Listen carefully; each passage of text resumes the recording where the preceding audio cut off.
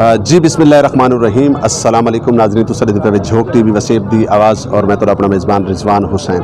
नाज़रीन पूरे पाकिस्तान की तरह मदीनतुल औलिया मुल्तान शरीफ भी अज सराइकी कल्चर डे मनाया वह पे और सनल सराइकी वसेब के बड़े खूबसूरत गुलकार मौजूद हैं जनाब मकबूल खरल साहब।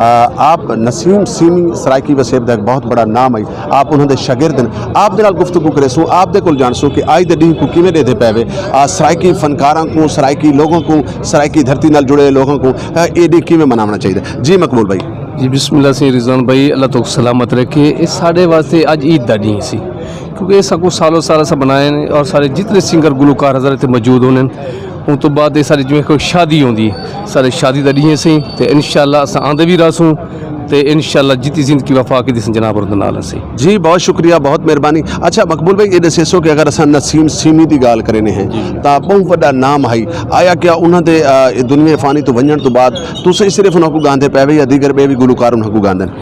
देख जी हूँ तो काफ़ी सिंगर हैं लेकिन उनकी काफ़ी कोई नहीं कर सकता। अच्छा। अलहमदुलिल्लाह मैं उनका शागिर्द भी हाँ, उनका पुत्र भी हाँ। उनके बाद सिर्फ अलहमदुलिल्लाह ना कोई भी शागिर्द है तो बेटे का साथ को भी आख सकते बे को भी आख सकते, लेकिन अलहमदुलिल्लाह उनके बाद सिर्फ मेरी आवाज़ है। अच्छा तो मकबूल भाई कितने गाने जोड़े ये टाइम तक आ चुके नसीम सीमी साहबा तो बाद? जी मेरे इंटम डहा वाले मार्केट जोड़ा हूँ मेरा वालिया मैं टीबी गोल्ड तो ढोला रूसा खड़े हैं लोगों के आखे ला के पहले वाह जो प्यार की काफ़ी एल्बम जड़े हैं हूँ रोहित भी आते पेन तो वत्ता खेल तो भी आते पेन जो हूँ ईद त्यासी ये थर पड़े टीपी तो आसी।